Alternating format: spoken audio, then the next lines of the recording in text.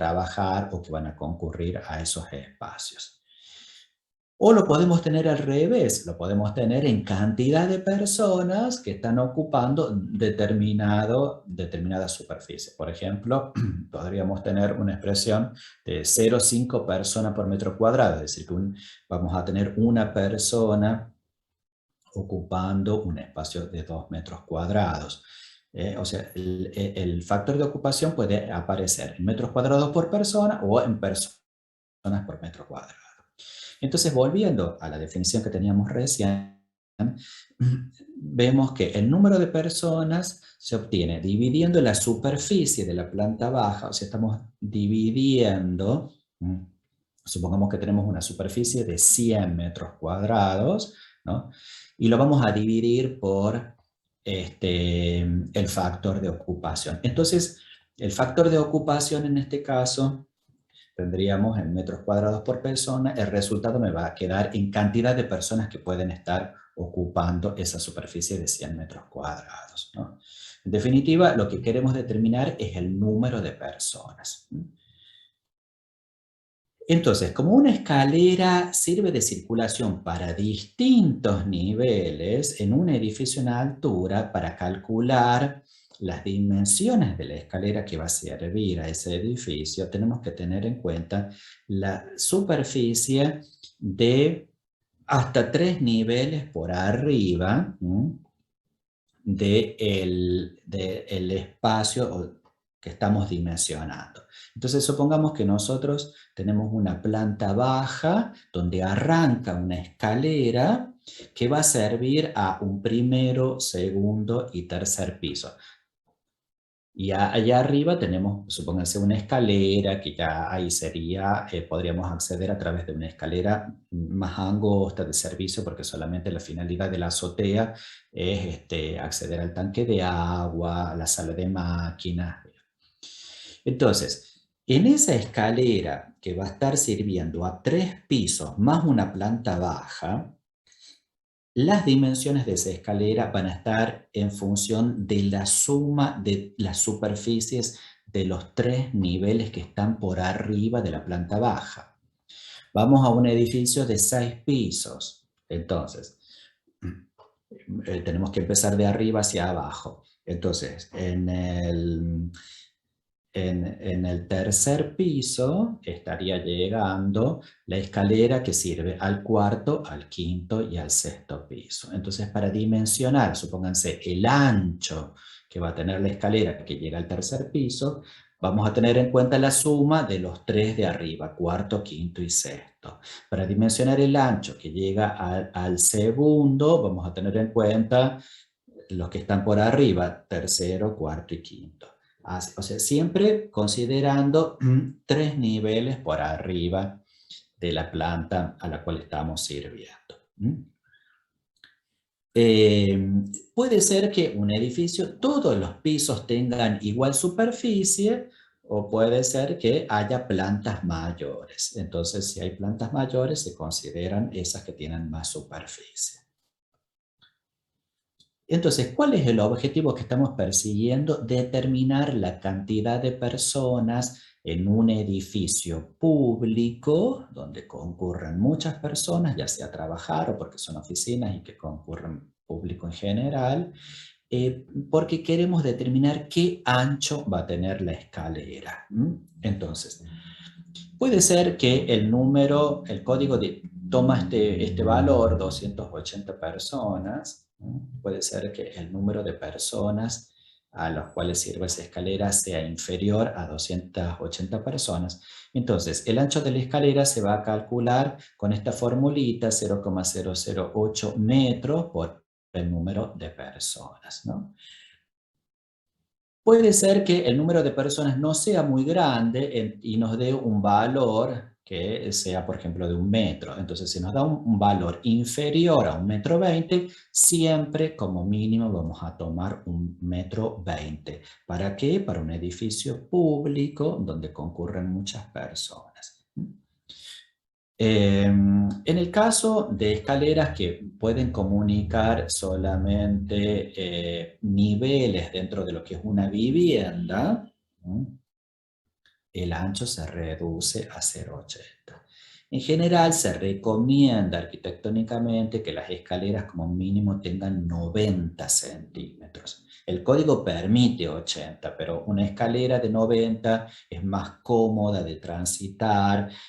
Cuando hay que subir y bajar objetos también es más espaciosa. Entonces, bueno, puede ser de 80, pero se sugiere que sea de 90, ¿no?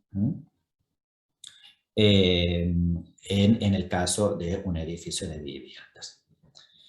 Cuando estamos hablando de una vivienda individual, supongamos de una casa donde solamente vive una familia, entonces acá se sugiere un ancho de 1 metro.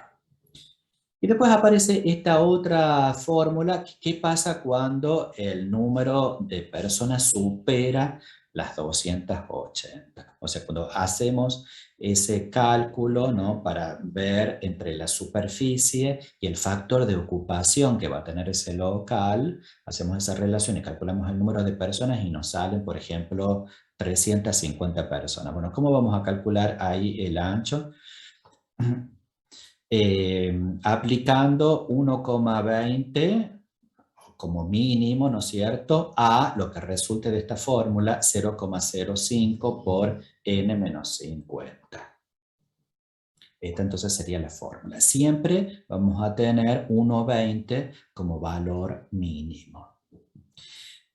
Bien, entonces los valores de referencia para edificios públicos, con esta consideración, aplicando una fórmula si es menos de 280 o la otra fórmula si es más de 280, y estas sugerencias de que en edificios de vivienda un mínimo de 0,80 y cuando es dentro de una vivienda individual 1 metro. Bien.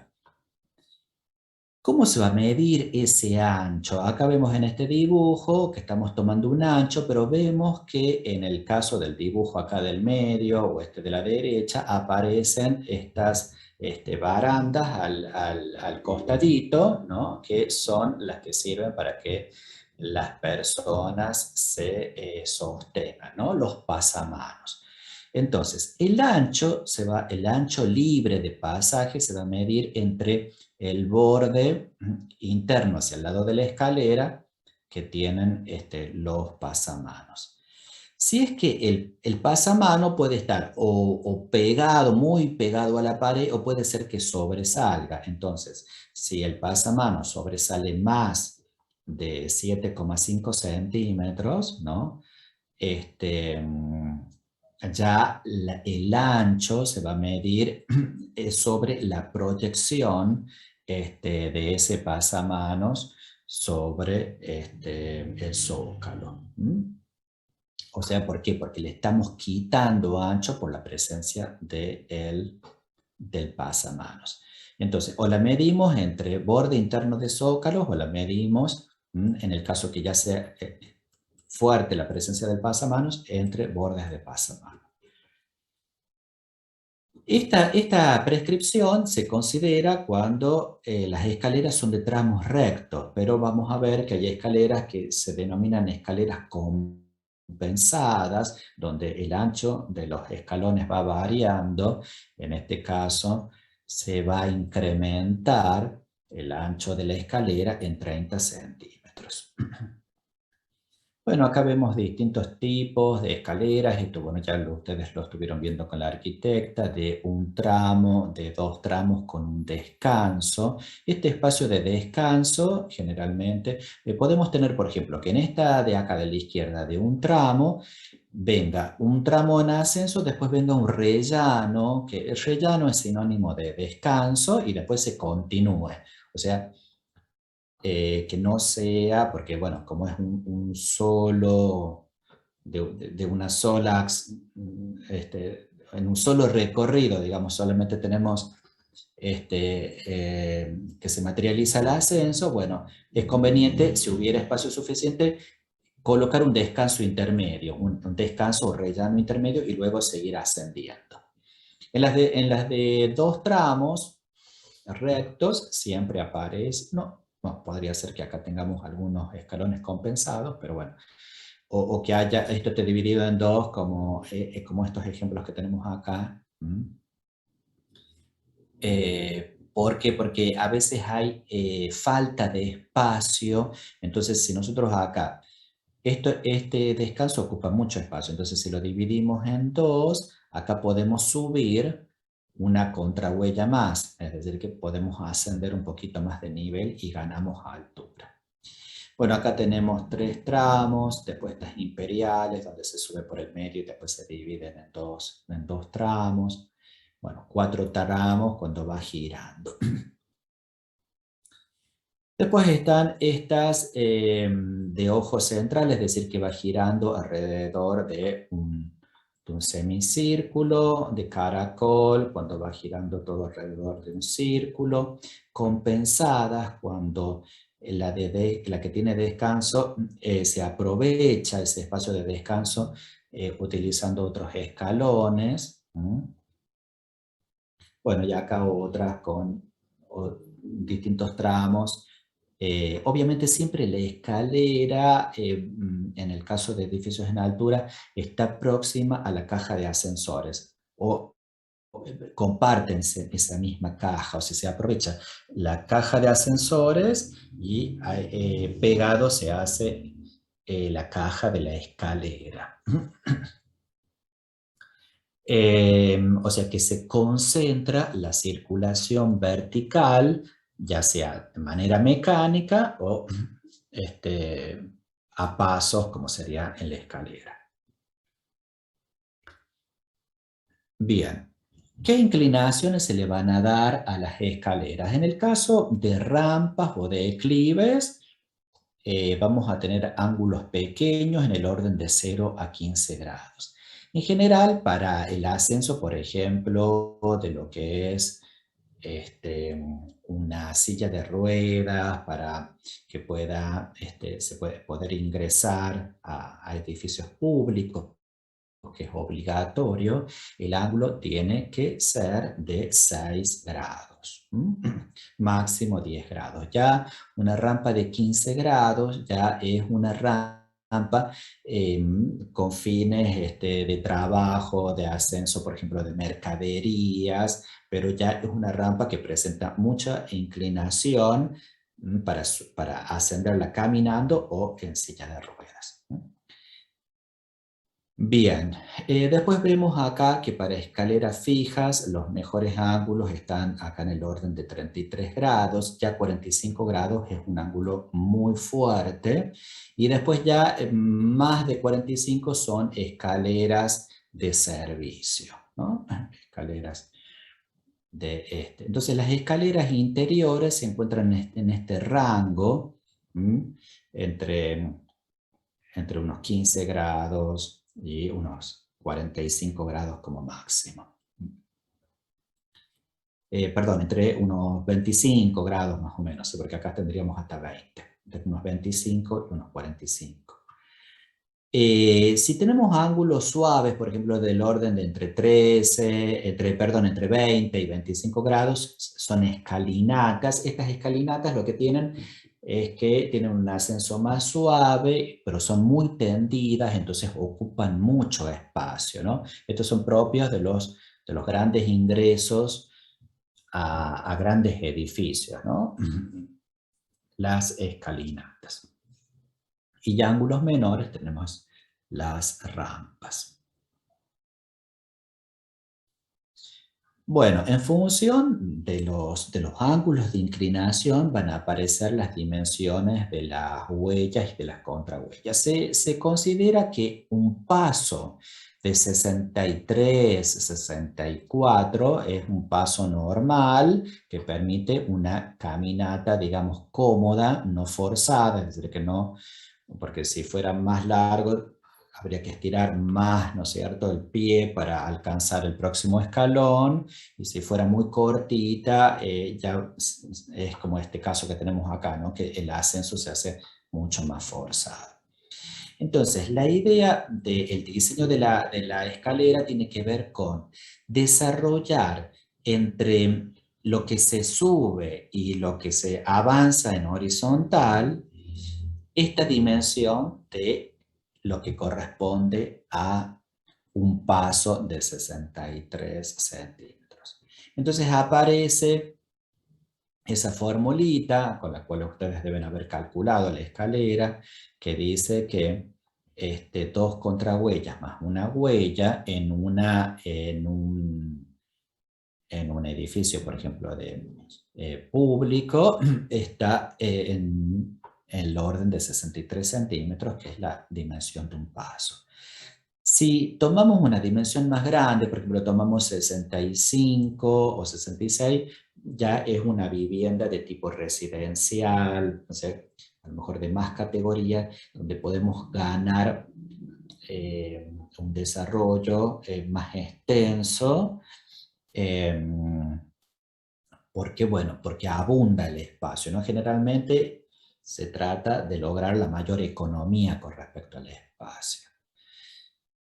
Bien, entonces acá aparecen unas relaciones entre lo que es lo que denominamos la contrahuella, que es lo que subimos, y la huella. Entonces, por ejemplo, acá vemos una relación 12-39. 12 es lo que se sube, esta es una escalera muy cómoda de subir porque no hay una altura fuerte, y para apoyar el pie 39 centímetros. Lo más común es que tengamos estas dimensiones, 17 de contrahuella y 29 de huella. Hasta 17, 18 el ascenso es cómodo. Ya más de 18 ya es una escalera con un ascenso más forzado en altura, que generalmente corresponde a escaleras secundarias o escaleras de servicios. Supongamos que tenemos un hotel. Para que suban los residentes vamos a tener, para que entren al hotel, esta escalera, ¿no es cierto? La entrada, una escalera cómoda, con una contrahuella de 12. Después, para subir al primer piso tendríamos una escalera como esta, por ejemplo, 17 de contrahuella, 29 de huella. Pero si en la parte de servicio, por donde se maneja la gente de maestranza, de limpieza, ya se podría hacer una escalera un poquito más forzada, ¿no? Donde vamos a economizar. O sea, acá se ve claramente que, fíjense, tenemos el desarrollo de la escalera, ¿no? Prácticamente acá todas están empezando casi juntas, pero fíjense en la primera cómo ganamos altura en poca distancia, ¿no? A diferencia de las otras dos. Bueno, ¿cuáles serían entonces las dimensiones a definir?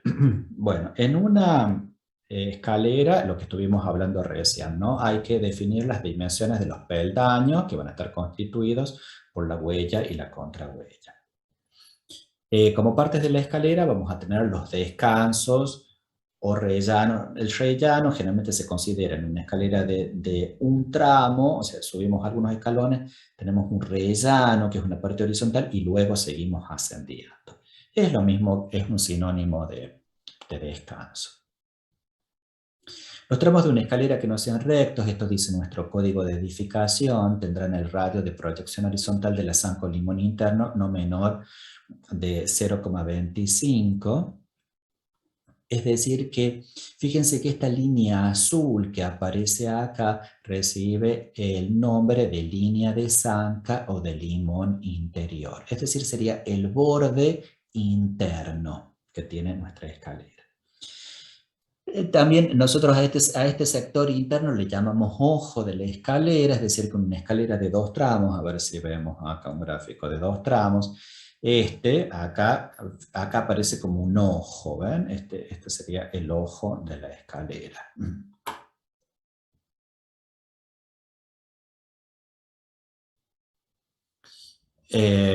Bien, entonces el código recomienda, ¿no?, que el ojo tenga un espacio de 25 centímetros, que eso, bueno, en esta como es de 3 tramos es mucho más grande, ¿no? Pero en una de 2 tramos el código recomienda 25 centímetros de espacio de ese ojo. Cuando este sea mayor o igual a 1 metro, se considerará la escalera como de tramos rectos a los efectos de la norma. Esto tiene que ver cuando en una escalera compensada el ojo es grande, es decir, es mayor a 1 metro, entonces podemos considerarla como si fuera de tramos rectos. En una escalera con tramos curvos, los escalones deben estar compensados progresivamente de tal manera que la parte más angosta tenga una huella mínima de 0,12. Entonces la huella habíamos visto que sale a partir de despejar esta relación. Entonces, ¿qué se establece en esta fórmula? Se establece la altura de la contrahuella. En esta fórmula de 2 contrahuellas más una huella igual a 63, nosotros proponemos una contrahuella. ¿De dónde va a salir esa contrahuella? De considerar un ascenso cómodo, un valor entre 17 y 18. Entonces, si tenemos un desnivel de 3 metros, dividimos por 17 centímetros y nos sale la cantidad de escalones. Entonces, ese 63 menos 2 veces 17 nos va a dar el valor de la huella. O sea, establecida la contrahuella, nos queda definido el valor de la huella. El valor de la huella, voy a ver si tengo acá un gráfico. Fíjense acá en este gráfico, aparece esta línea celeste que tenemos acá, que está justo en el medio del ancho de la escalera. En este caso está ubicado justo en supongamos que tenemos una escalera de 80 centímetros, esta línea está justo a 40. Sobre esta línea, que se denomina línea de paso, vamos a marcar el ancho de la huella, es decir que si para nuestra escalera nos ha quedado un ancho de 29 centímetros, ese 29 centímetros lo vamos a tener sobre esta línea de huella. Pero en las escaleras compensadas, estos ejemplos que tenemos acá son de escaleras compensadas, el ancho del escalón va de mayor a menor. Entonces, ¿qué tenemos que garantizar? Que en la línea de huella el ancho sea lo que estableció el diseño, es decir, lo que salió de despejar 63 menos 2 contrahuellas. Pero en la parte más finita tendríamos que garantizar un mínimo de 12 centímetros. Por ejemplo, acá se está garantizando un mínimo de 17 centímetros. Entonces, acá estamos bien con la limitación que tenemos al espacio mínimo que tiene que tener la contrahuella. Es decir, esto no podría terminar en un ángulo muy, muy finito, donde realmente no se puede ni siquiera apoyar la punta del pie. Entonces, este valor mínimo garantiza, ¿no es cierto?, que imagínense que van subiendo 2 personas, bueno, por lo menos la que va del lado interno tenga algo de superficie para apoyarse, ¿no? Por ejemplo, acá fíjense, acá lo que pasa es que esta escalera es difícil de catalogar, ¿no? Porque no vendría a ser compensada, ¿no? Pero no estaría cumpliendo con esta prescripción, ¿no es cierto?, de tener un espacio mínimo en la parte más angosta. O sea, fíjense, acá termina, o sea, justo, ¿no? No deja un ancho mínimo. ¿Y por qué está pasando esto? Porque acá el ojo de la escalera ha quedado pegado, o sea, habría que separar esto, por eso esos 25 centímetros que pide el código justamente es para lograr una separación que permita desarrollar esa huella mínima. Entonces, esta situación de esta esquina tan angulosa puede ser peligrosa, ¿no es cierto?, para una persona que viene subiendo, entendiendo incluso que de este lado tenemos el pasamanos. Imagínense una persona anciana que sube por esta escalera, necesita agarrarse del pasamano y justo si viene caminando pegadito, cuando llegue acá no va a tener una buena superficie para apoyar el pie, ¿no? Porque, o sea que acá vemos que este diseño, aunque se lo ve muy bonito, tiene una falla en su diseño. Bien, volvemos entonces a las prescripciones. Entonces, la huella mínima de 0,12. Medida al lado del limón interior. ¿Qué es el limón? Volvemos a repetir, es esta línea azul interna que se denomina línea del limón. Es decir, cuando los escalones se van juntando hasta la parte interna, tendríamos que tener ese ancho de 12 centímetros.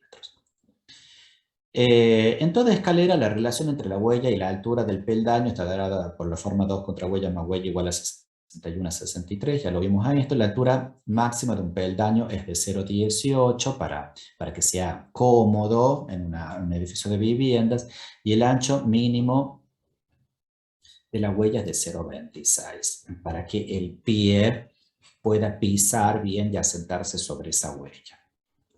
La altura y la huella de la escalera se medirán sobre la línea de huella, esta línea que acabamos de ver acá, esta es la línea de huella,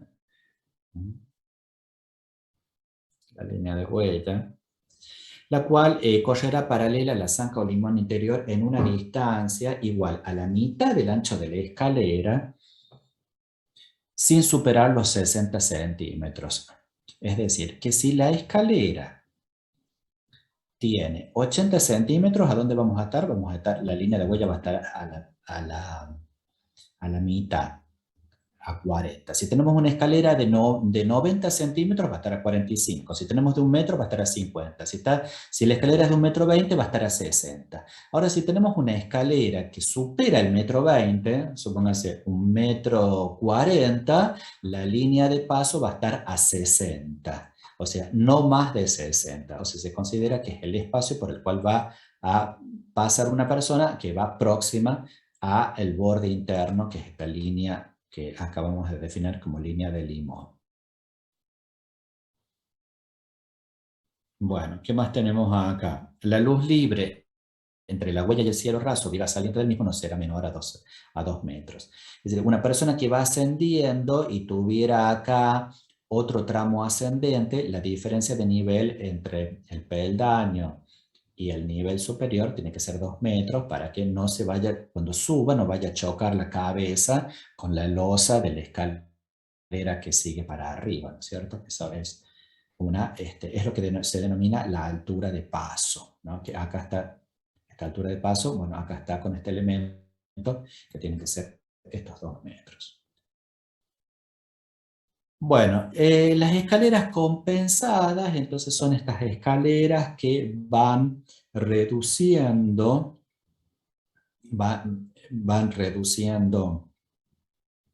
la huella interna para ganar más espacio. Imagínense que, a ver, supongamos, yo venía acá, ¿no es cierto? Tengo un escalón, 2, 3, 4, 5, y si acá esta escalera no fuera compensada, acá todo este sector sería un sector de descanso. Este sector de descanso sería mi escalón número 6, y recién acá estaría subiendo al 7, al 8, al 9 y al 10. Pero al hacerla compensada, fíjense que todo este espacio que podría haber sido un descanso, yo sigo ascendiendo, subo, subo, subo, subo, y sigo levantando este nivel. En cada escalón estoy subiendo 17, 18 centímetros. Entonces, en un espacio, en un desarrollo mucho más corto, gano más altura. Esto entonces es importante porque me permite que la caja de la escalera no sea tan larga y el espacio siempre en los edificios es escaso, en las viviendas también, entonces no podemos ocupar tanto espacio con la escalera, o no lo tenemos, entonces es necesario ahorrar espacio, y esta es una forma, compensando con el desarrollo de estos escalones de mayor a menor. Bueno, hay muchos métodos para compensar, son métodos geométricos donde se toma un punto de giro, o sea, este, a ver, no sé si acá tengo algún gráfico, bueno, después le puedo pasar, ¿no? De cómo se empieza a girar estas líneas para que logremos este objetivo, ¿no? De que el menor ancho de escalón sea igual a 12, unas formas geométricas de trabajar. Se trabaja una línea en horizontal, se marca la distancia, se la proyecta sobre una vertical y van apareciendo todos los puntos donde se tienen que unir. Son formas gráficas de hacer todo este dibujo, ¿no? Que tienen los escalones. Bien, ¿qué otra cosa es importante acá? Definir las dimensiones que va a tener la caja de la escalera. El ancho que va a tener el descanso tiene que ser igual a la medida de un paso más una huella. Es decir, si el paso es 63 y la huella es 27, tendríamos 90 centímetros el ancho del descanso. Bien. Bueno, entonces ya estamos con el diseño geométrico. No sé si hay alguna pregunta, duda, consulta sobre lo que es la geometría de la escalera.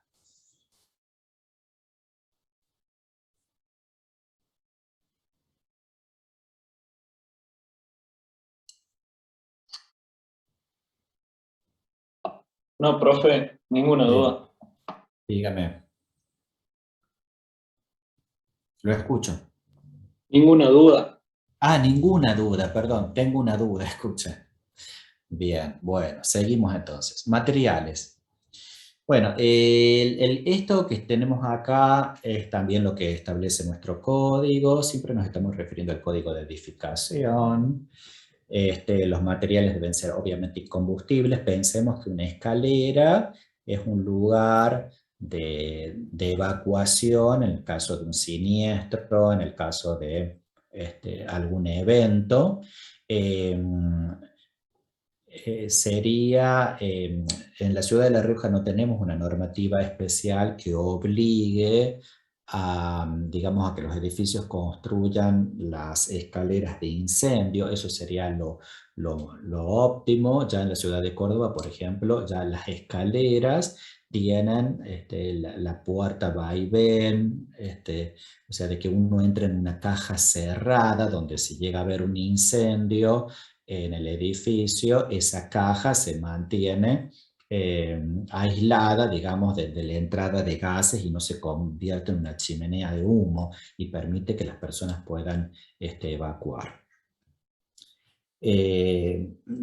Cuando ya se modifique el código, que nuestro código ya está un poquito viejito, ya se tendría que estar actualizando, seguramente ya se va a incluir esa exigencia, ¿no? Que la escalera también sea, o sea, tenga la función de circulación vertical, pero también a su vez tenga la protección contra incendio. Obviamente que deben estar construidas con materiales incombustibles para evitar el tema del fuego. Se pueden permitir peldaños de madera dura, que son más difíciles, digamos, de entrar en fuego. Eh, bueno, y acá, esto que dice que al final deben estar tratados de manera tal que eviten el deslizamiento. Eso es más importante. El material debe tener o una cinta antideslizante. Se puede hacer un calado, si tenemos, por ejemplo, que el material que recubre los escalones es una piedra, que puede ser un granito, una piedra reconstituida. No es recomendable el mármol. El mármol de las piedras es la que no es apropiada, eso recuérdenlo siempre. ¿Por qué? Porque el mármol es una piedra que se erosiona fácilmente, es una piedra muy blanda. Entonces, el peso de la pisada lo va desgastando y pierde la forma, ¿no es cierto? Se ondea y no mantiene la forma. Y menos todavía en un edificio público. Entonces, si el material de la escalera se hace con algún material de piedra tiene que ser una piedra de granito, no de mármol, ¿no? Y se le hace un calado. Si no se le hace el calado, hay que sí o sí poner una cinta antideslizante y hay que tener cuidado porque esas cintas tienen una duración, o sea, todos los años hay que renovarlas para que realmente cuando se pise, ahí se adhiera y el pie no resbale, ¿no? Las escaleras suelen ser espacios eh, peligrosos, ¿no? Para circular. Bien. Pasamanos. Las escaleras tendrán pasamanos rígidos y bien afirmados a una altura no más bajo de 80 centímetros sobre el nivel del escalón. Cuando la escalera sea muy ancha, de 1,50 m, entonces se colocan pasamanos de los dos laterales. Si no, se coloca generalmente de la línea de limón interna, pero si es más de 1,50 m, en los dos. Y si el ancho de la escalera es 2,40, ya hay que colocar de los dos costados y uno en el medio. Bueno, acá vemos un pasamano. Grafiquitos, bueno, son un poquito antiguos, ¿no? De escaleras de madera con balaustradas. Bien, este dibujo es del libro de Primiano. Los descansos deben mantener como mínimo el ancho de la escalera. Si tenemos una escalera de 80, el descanso tiene que ser de 80, escalera de 90, descanso de 90, así. Y el desarrollo no podrá ser inferior a las 3/4 partes del ancho de la escalera. Es decir, el desarrollo que van a tener en longitud no inferior a 3/4 partes del ancho. O sea, acá para esto se utiliza la fórmula que les había dicho recién, un paso más una huella. Bien, acá podemos tener un descanso intermedio rellano. ¿Qué otra? Bueno, después todo esto lo vimos.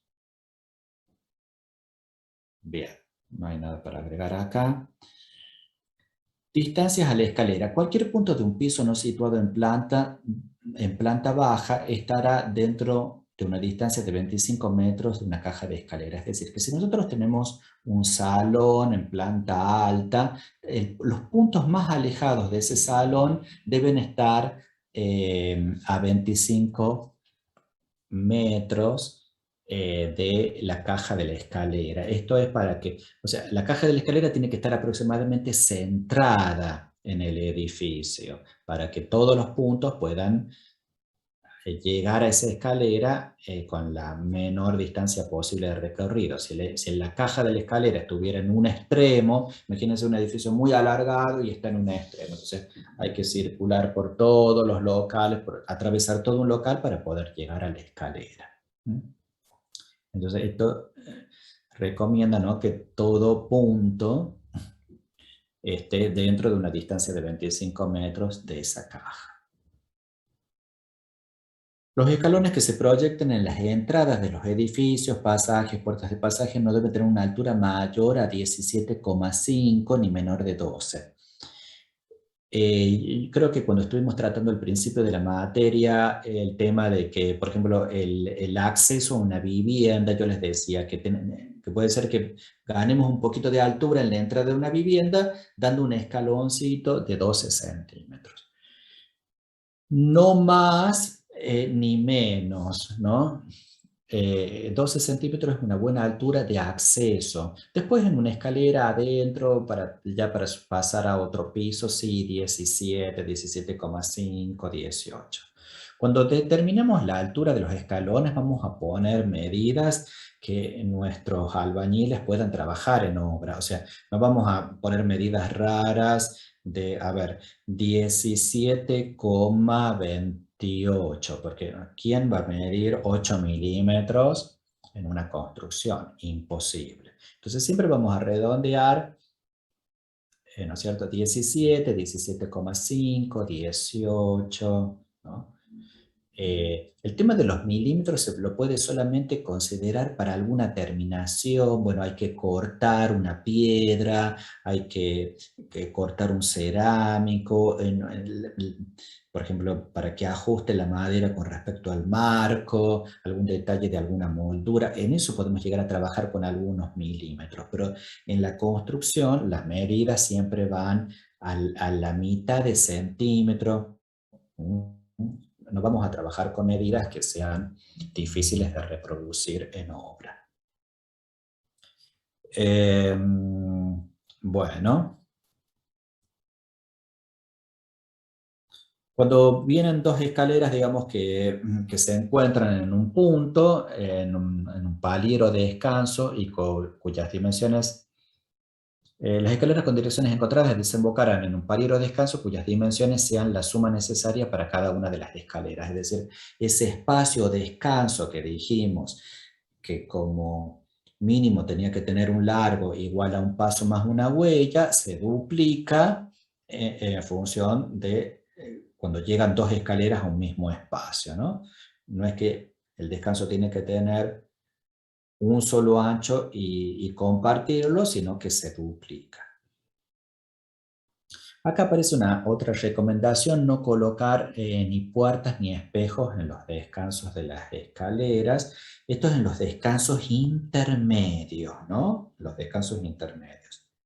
No estamos hablando ni en el arranque ni en la llegada superior de la escalera. Estamos hablando de en el descanso. O sea, la escalera es, imagínense, de 2 tramos. En el descanso colocar una puerta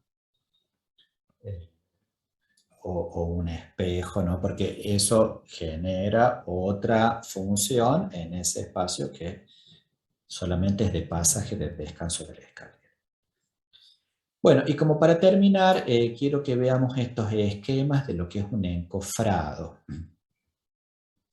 Entonces, para armar una escalera de hormigón es necesario generar un molde constituido por tablas, de tal manera que podamos colar el hormigón y nos quede esta losa, que va a tener obviamente su armadura en la parte inferior, armadura en la parte superior y el doblado. Creo que acá había un detallecito de armadura, fíjense.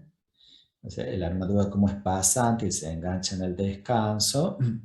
Lo mismo que esta que viene de abajo pasa hacia arriba y se engancha, ¿no? Esa armadura es la que va a dar entonces la rigidez a la losa.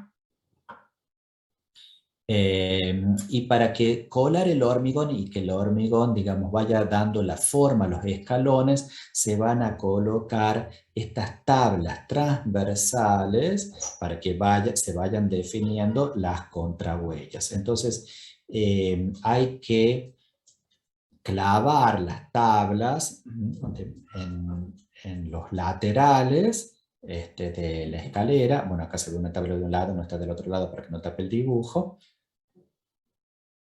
De tal manera que tengamos la conformación, digamos, de lo que es la contrahuella, el escalón dado por esta tabla, que es el que va a frenar el hormigón cuando estemos colando y haciendo el llenado de esta losa.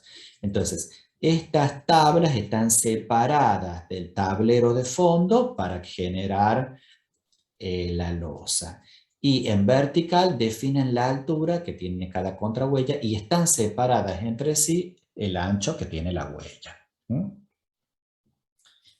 Bien. Bueno, creo que entonces hasta acá estaríamos. Bueno, después escaleras secundarias. Esto también es algo que agrega el código. Las escaleras secundarias son las que comunican a locales de servicio de una vivienda o locales auxiliares dentro de los locales comerciales, no menores de 30 metros cuadrados, aunque para locales comerciales ahora se considera como mínimo 40 metros cuadrados, donde no haya exigencias con respecto a tener medidas especiales de evacuación, ¿no? Más de 40 metros cuadrados sí hay que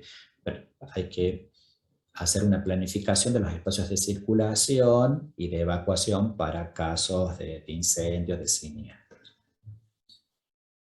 Bien, ancho mínimo 70 centímetros, los escalones una altura máxima de 20 centímetros, la huella mínima de 24, luz libre entre huella y cielo raso no menor de 2 metros. Es decir, que es mucho más forzada el ascenso por esto de tener 20 centímetros.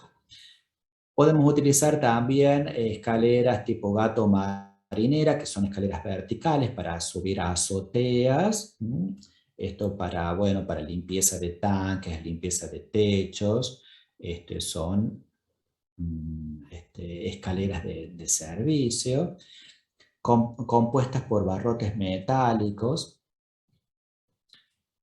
ancho útil no menor a 35 centímetros para que se pueda pisar, o sea que tengan un ancho que no sean excesivamente angostas. Tienen que estar separadas de la pared 15 centímetros para que el pie pueda entrar, o sea, para que cuando el pie pise no tenga de traba la pared, ¿no es cierto? Entonces tienen que estar separadas. Bien. La luz libre con una pared vertical situada frente a la escalera no será menor de 0 centímetros. Es decir, que si tenemos una de estas escaleras de servicio, tiene que estar separada de la pared donde está agarrada y atrás no puede haber una pared a menos de 65 centímetros. Eso para que haya un espacio de circulación de las personas que van a ascender, para que no suban por un tubo donde tengamos en la espalda una pared que esté prácticamente encajonada la escalera entre dos paredes, ¿no? Ese espacio tiene que ser amplio o no menor a 65 centímetros. Bueno, cuando el recorrido de la escalera vertical sea superior a 3 metros, se deberá colocar elementos rígidos de protección lateral y posterior, lo que dejarán un paso de 60 centímetros de ancho por 0,65 de distancia frente a los peldaños. Esto para generar espacios de contención, ¿no? Por esto de que son tan altas las escaleras. Bueno, entonces más o menos estaríamos, bueno, algunos detalles como para agregar a estas escaleras de servicio.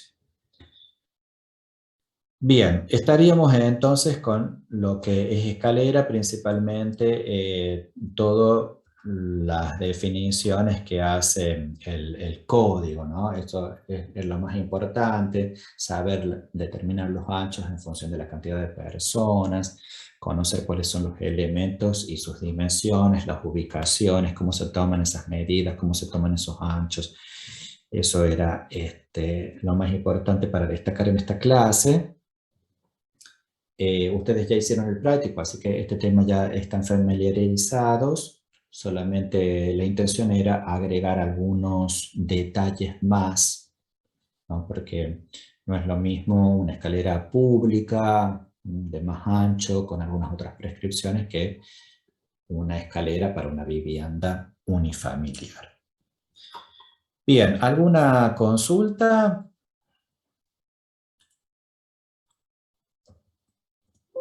¿Cómo estábamos? ¿Todo bien? Sí, profe, todo claro. Bueno, entonces estaríamos con esto, con la clase con la unidad, perdón, número 8. Vamos a continuar en el programa, a ver que me fijo. Creo que lo tengo por acá el programa. Vamos a seguir con entrepisos y cubiertas, cubiertas planas, cubiertas inclinadas. Ese es un tema, ese sí es un tema muy, muy importante.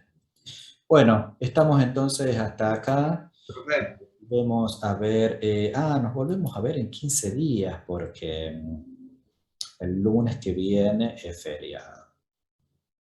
Nos vemos entonces el 23 de agosto y ya seguro que ya vamos a tener una definición sobre fecha de parcial. Lo más probable es que el parcial, bueno, capaz que antes ya les definimos, ¿no? El parcial sí o sí lo tenemos que ubicar en agosto. Así que a lo mejor vayan pensando, viernes 27, lunes 30, por ahí va a estar rondando la fecha de parcial, que como ya les había adelantado va a ser presencial, o sea, va a ser en la facultad.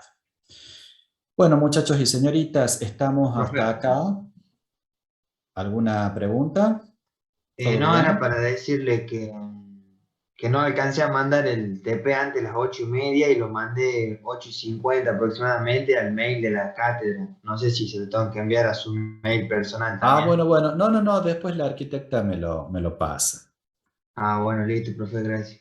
Bueno, muy bien. Bueno, estamos entonces, nos volvemos a ver de acá a 15 días, después de este lunes que es feriado.